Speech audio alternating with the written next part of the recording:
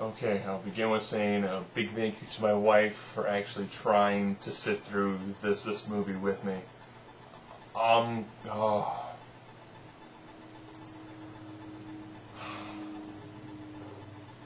George Rush St. Pierre, Quinton Rampage Jackson, B.J. Penn, Heath Herring, Anderson Spider Silva. I just saw a DVD with all 5 of those guys in it. Bear in mind, I did not just go out and rent like one of the most epic UFC pay-per-views of all time. This is the movie called No Surrender. Here's the whole synopsis of the movie. A mixed martial arts champion gets caught up in like an illegal cage fighting bracket. That is essentially the whole movie. You know, and essentially, I'll play the actual, it begins with the guy more or less winning the Gladiator Challenge tournament and putting on, what looks like a children's title belt, like with the fake foam and the little, gold to it. Then he goes out to a club and sees this gorgeous woman off in the distance and goes and talks to her. And he's like, how can I get with you? Sort of deal. And she's more or less like, well, if you want to come where I'm going, I can walk you through, what does you have to do to be with me? And essentially it's underground cage fighting. But what it is you win a prelim, and then you get a consort, essentially a prostitute. Then you fight someone else. If you beat that person, they get your consort for a night. So therefore, if you win, you get your opponent's consort, and the loser essentially gets to watch his, for lack of a better term, sex slave go to somebody else and sleep with them. Essentially, this is the whole movie. If you've seen any movie that's ever dealt with fighting in any way, shape, or form, this hits every single beat. And in some cases, it beats several times. This movie can be summed up, there's very little dialogue, very little plot. Pretty much it's 3 major beats. You have montage, you have fighting, then you have sex scenes. And they actually do the ultimate, where they have a montage of fighting and sex scenes. So, if you like seeing training montages of a guy who looks like if Andrew Dice Clay was a fighter,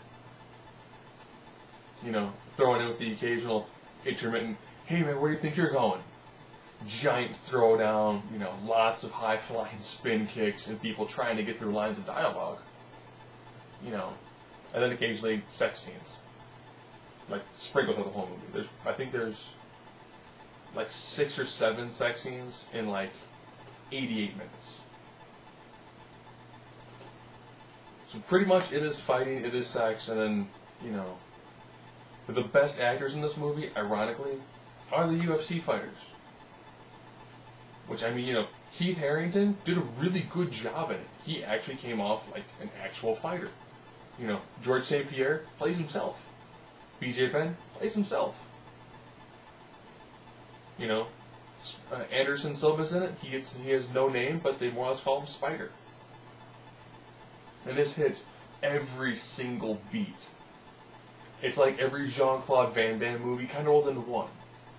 And when you're watching it, you're like, oh man, here comes a scene, where like the main villain is going to kill like the pseudo best friend, and then it goes into, the whole revenge thing. And you're like, wow. This falls into the, my wife kept on wanting to walk away and go do something, but she was so enthralled by how bad the next scene could be, she had to stay there. It was one of those, I can't believe we just finished seeing a scene like this. How do you go beyond that? It's like, how do you go beyond just, really bad, cheesy, like slow motion, like editing to the eyes back and forth, during a fight scene. Cheesy sound like it's like late 80s, early 90s music. Oh, it is every cliche you could ever hope for in a movie, except things you find in the horror genre. I was expecting to see somebody running in high heels and trip. This movie is actually fairly epic, and that it is moderately enjoyable. I wanted to see, if George St. Pierre, how well he actually can act. And it pretty much seemed like he was being George St. Pierre. BJ Penn was being BJ Penn. Everybody, essentially, was just like you see them in a press conference after a fight or before a fight. And you can tell when they fought somebody who actually knew how to fight, the scenes go really smooth. Some of the fight sequences actually are pretty good. You're looking at fairly decent fight sequences. The sex scenes are bland and unimaginative, unless you like really cheesy, like tossing hair back, and only thing that was missing in most scenes was a wind machine. And this would have had like every cliche known to man in it. So, if you're a dude and you want to get a bunch of guys together and watch just guys fighting and then having sex, and the main fighter looks like he could be Andrew Dice Clay, a younger version who's a fighter, this is an excellent movie. Or, if you're mad at your girlfriend because you just finished seeing, some sort of like kind of foreign, artsy, love story, this is a pretty good revenge film or something like that. But,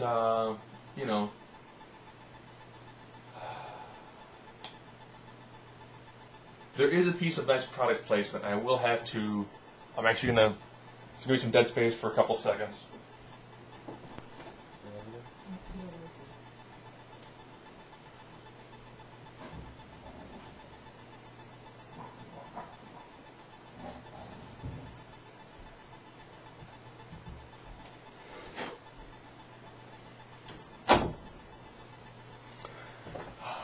Most movies have Coca-Cola or Pepsi to do product placement. They've got the perfect push-up by Body Rev. The perfect push-up. Now, that having been said, all I can say is personally, I've realized one thing from this movie, and that is that, I myself, I guess I'm a lover, not a fighter.